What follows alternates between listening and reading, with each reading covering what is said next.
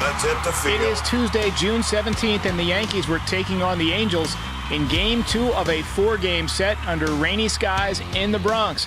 Will Warren was on the mound, and he had the strikeout pitch working, but could the Yankees' bats back him up, trying to avoid 5 straight losses? My recap and your reactions coming up next. This is Pinstripe Territory. Just wanted to talk, that's all. Well, that was pathetic.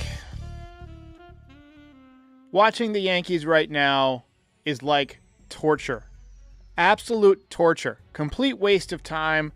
29 straight scoreless innings for the Yankees. They've been shut out in 3 straight games. And at this point, they're looking historically bad.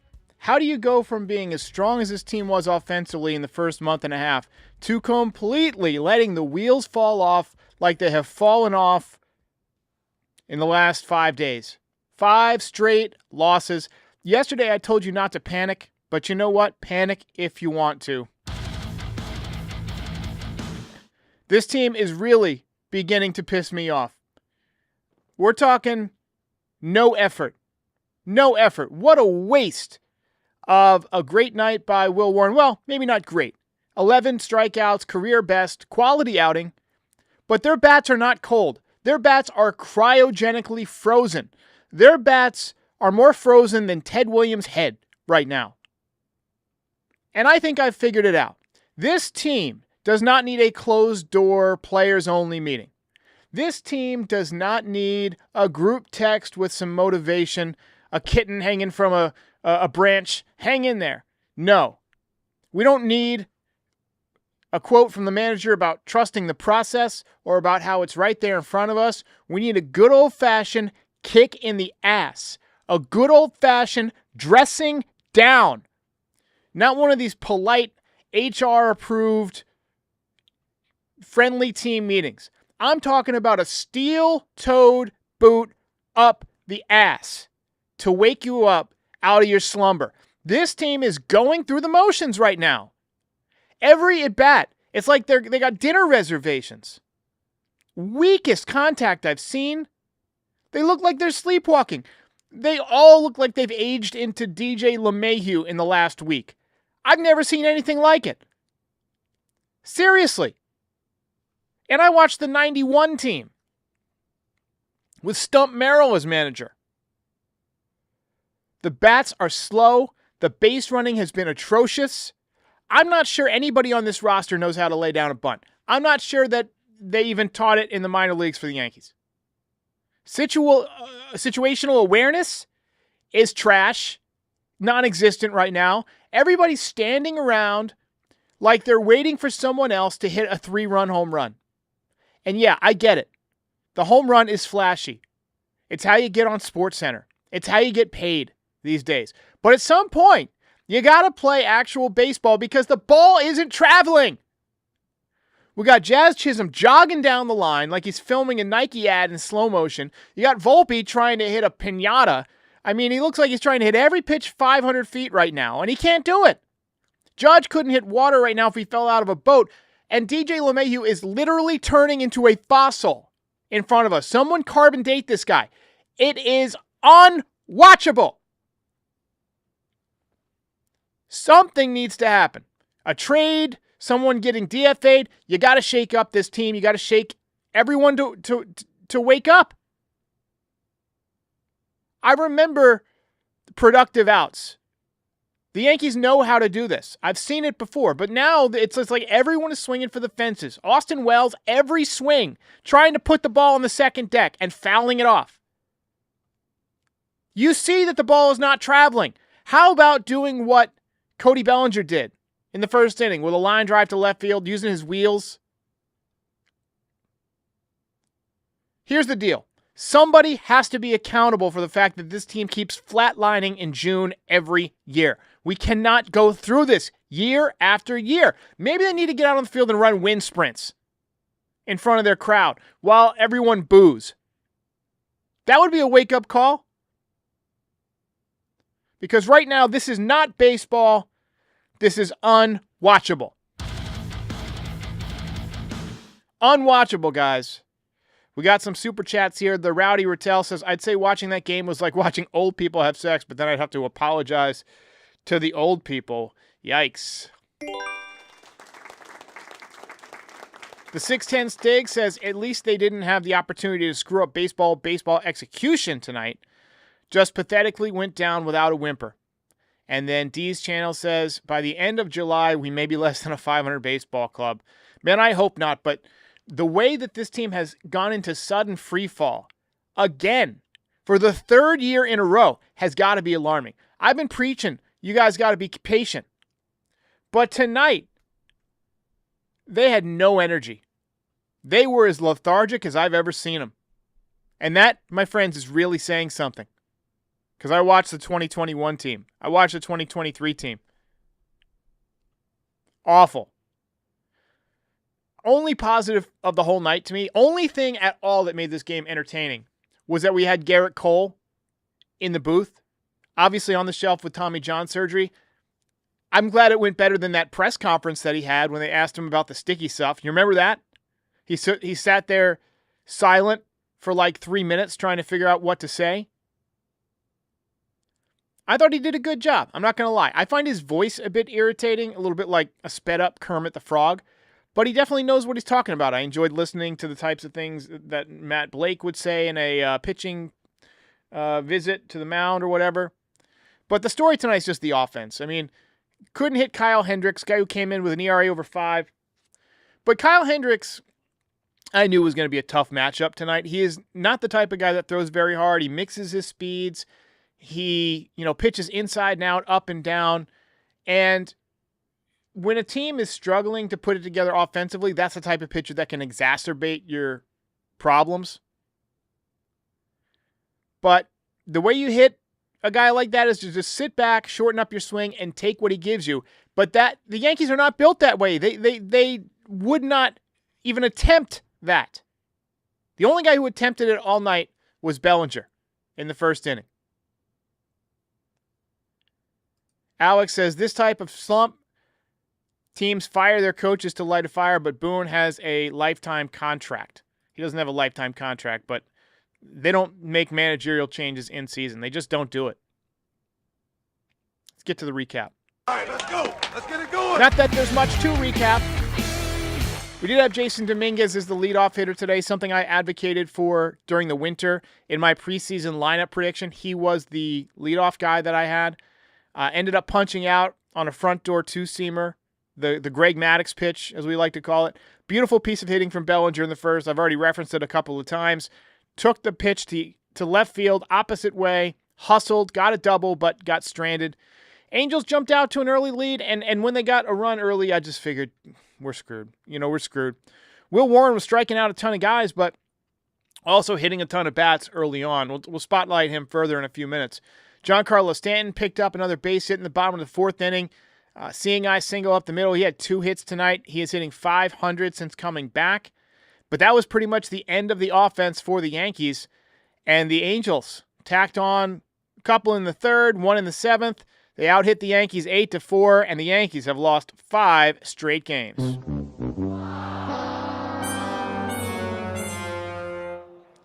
Awful, awful night. We got some voicemails I'll get to real quick. Hey, Derek, this is Rick. The Yankees have got to get a third baseman and move Jazz back to second. Agree. LeMahieu is not just compromised as a hitter now. Agree. But his defense is not nearly what it used to be. Agree. He should have gotten that single on which the run scored in the second inning. 100%. 100%. You got to make that play. No question Jazz has more range at second base at this point than DJ. They're trying to give DJ a spot where he feels comfortable. He's not getting it done. He's fossilizing. Back down to a 674 OPS and falling fast. I mean, we talk about how poorly Volpe has hit, how poorly Dominguez has hit, how poorly Wells has hit. They're all hitting better than LeMahieu in terms of OPS. And I just don't know what the answer is. I mean, maybe it's Eugenio Suarez. You get him for third base, but he's not a good defender. So that comes with its own problems. Here's Willie. Derek is Willie. I know this is painful, but They don't have nobody else to bring in to pitch but Hamilton. It's time for him to go to El Salvador. El Salvador. He did not have a good night. He gave up another run. Got a 4.38 ERA. That's too high for a reliever. You need your relievers to have an under 3.5. And I get it. 1 or 2 bad outings can really elevate that ERA. But it just doesn't work. It doesn't work. I had a little emoji that was showing up before, and now it's showing up as a couple of weird symbols. I'm going to remove that. I had a little skull emoji next to the word offense dead. Anyway, call about Jazz. Hey, Derek. I haven't called in a while, but hey, I've just been watching the game today, and I've watched throughout the past week, and the one thing that's really started to tick me off is Jazz Chisholm's playing at 70%. Usually, when a player says that they're going to play at 70%, that means they're going to slow down their mind. They're not going to make stupid mistakes. Anymore, he's not hustling down that first base line. He's not getting in front of balls to make plays on the field. And he's just not putting in the effort that I need from him. 100%. Couldn't agree more. TJ Obermeyer says, there's a difference between losing and being non-competitive. This was the latter. Agree 100%. 100%. Andy Wirt wants to know about those torpedo bats now. Seems to be working for Stanton, but the league maybe has adjusted. RIP Yankees offense. Jules says, play small ball used to be in the Yankees vocabulary, but not anymore. Agree, unfortunately. Let's talk about Will Warren. I thought Will Warren came out of the gate pumping fastballs, looking good, looking confident, gassing it up, but the Angels caught up to him. You know, second inning, he gave up a run on a he gave up a hanging breaking ball to Ohape, who ripped it in the corner. And then the ground ball that got by DJ. And the Yankees just that was enough. Game was over. And I felt it was over at that point, unfortunately, when it was 1-0. And then, you know, they fell behind 3-0 in the third inning. I mean, the strikeout was working. You know, the fastball was good. The command was excellent. 93 pitches, 70 strikes. That's a 75.2% strike rate. I looked it up. That's insanity. But, you know, while this was technically a quality outing, 6 innings, 3 earned runs, no walks, 11 Ks, didn't get any run support. I'm yawning. That's how boring this damn game was. And offense in baseball in general has been down. Runs per game, 4.3, batting average, 245, OPS, 711, and on-base percentage, 316. Now, I want to preference this by saying that even though it's relevant to the Yankees right now, because they've been struggling offensively, I've been thinking about this for a couple of years, and I've seen a lot of other people talk about this for the last couple of years. I want to know your thoughts as a baseball fan base here. Has baseball gotten too pitcher friendly? Hitting a baseball is already the hardest thing to do in sports. Back in 1969, the league literally lowered the mound because the offense was dying and pitching was taking over the sport. I think Bob Gibson had like a 1.12 ERA. And now, all these years later, I'm starting to wonder if we're back at a place where something like that, something drastic needs to happen again. Because right now, it feels like pitching is tilting the entire game and making it somewhat unwatchable a lot of nights. And sure, that's just part of the natural evolution of the sport. Pitchers are better trained, they're more athletic, more specialized, but it's also more scientific now. Teams like the Yankees, they have this pitching lab. They capture, you know, motion capture tech, spin rate optimization, pitch shape design. It's not just about having a good arm anymore, being able to throw strikes. They're engineering nastiness in a lab. And meanwhile, hitters really can't do anything about it. We tried the torpedo bats, not really getting it done. League batting average still in the mid-240s. I've been watching baseball for over 35 years, and the occasional pitching duel is great. I loved the Roger Clemens versus Pedro Martinez game at Yankee Stadium, even though the Yankees lost that game. It was electric. Trot Nixon hit that big home run off of Clemens, but the whole game was intense. So don't get me wrong. Pitching is part of the beauty of this game. I just don't want it every night. You want to see more hits, not just home runs. You want to see doubles, triples, inside the park homers, line drives, hits and runs. You know, My brother Kevin, who got me into baseball, one of the guys who got me into the baseball in first place, he says he doesn't watch a lot of baseball anymore because it's just not the same game. And he's not wrong. There used to be more action, more rallies, more variety, and the games would move faster. It's slowed to a pace and gotten so scientific that they've taken a lot of the fun out of the average game. You shouldn't have 29 straight scoreless innings from the Yankees. It just shouldn't be a possibility. Unless it's some kind of a freak occurrence.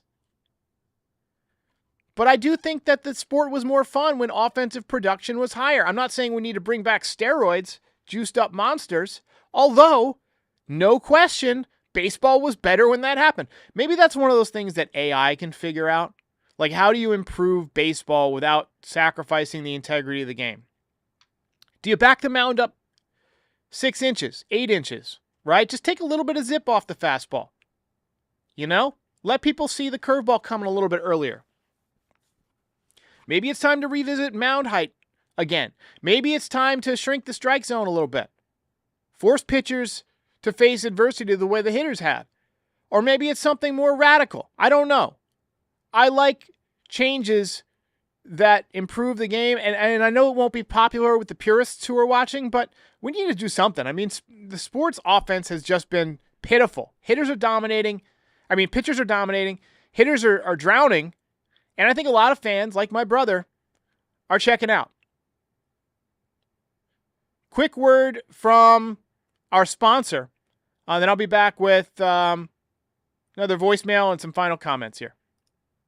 By now you know that HelloFresh is America's #1 meal kit and that you can choose from 60 recipes every week. But what you might not know is that AJ wants me to describe some of the recent meals that are on the menu. So here we go. Sun-dried tomato grilled cheese sandos. That was easy. Panko-crusted chimichurri barramundi. Yes. Let's go. Nailed it. Let's that go. sounds delicious too, by the way. It does. And listen, as someone that uses HelloFresh a lot, they come in these little bags with all the ingredients in a bag. You take it out of the bag. It gives you instructions, the recipes in there. You got to do a little cooking so you feel like you did some stuff. Highest quality ingredients, just delicious for meals. That's right. Make your summer enjoyable and delicious by signing up for HelloFresh at HelloFresh.com/FT10FM and then get 10 free meals with a free item for life. That's HelloFresh.com/FT10FM for 10 free meals and a free item in every box, 1 per box with active subscription. Free meals are applied as a discount on the first box. New subscribers only, varies by plan.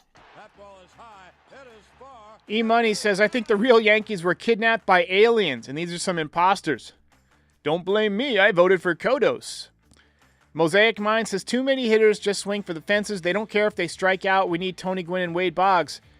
There's not a lot of those guys out there. Even Luis Ariz hitting like 270. Judge is pretty much the only guy who's hitting for a huge average right now. He's hitting 372. But I feel like he's got 1 hit in the past week, maybe 2. It's been pathetic, guys. It's been very difficult to watch. Got another voicemail here. Hey, Derek. Well, thanks for trying to bring some perspective to things, although we're never going to stop hearing the fire Boone chants and the fire Boone... Probably not. Well, yes, fire Boone again chants and fire Cashman. But I think the problem is that, you know, we've seen this shitty story before, right? Or I should say shitty movie. It's more than just a June swoon. It's kind of a summer swoon. So at this point, what do you think makes this team or will make this team a World Series championship team? Because we haven't seen this team the last few seasons really be that team. I don't know that the players are out there to honestly make them the favorites for the World Series. I think any team can win it in the postseason. It's kind of a crapshoot, but you need a few things. You need a good rotation. I think the Yankees have a good rotation. I think you need a strong bullpen. I think the Yankees bullpen can get stronger. Those are the 2 biggest things you need in the postseason. But you also need timely hitting, right? Now, the Yankees do hit fastballs most of the time. And in the postseason, you know, guys are worn down a little bit, but they're still seeing a lot of fastball hitters. Maybe the arms are a little bit tired. You know, guys like Stanton feast. We need Judge to go ballistic in the playoffs. We got to get Judge some more protection. We need him to come out of his slump right now. 3 more strikeouts tonight. So, as usual, as Judge goes, this team goes. but I think you need to balance it out a little bit more. And I don't know what the solution is. I mean, you can't keep running Grisham out there. He hasn't hit. You know, tonight they put Dominguez at the top of the order. He got one hit, but, you know, Volpe down to 238. LeMahieu 0 for 3 with 3 strikeouts, hitting 244. Wells down to 217. So much for getting hot in June. He was hot for about 5 minutes. He was hot for less time than the cup of coffee that I made about an hour ago. Tough night. All right, ladies and gentlemen, I'll be back tomorrow, hopefully with better news, but don't count on it. Don't hold your breath.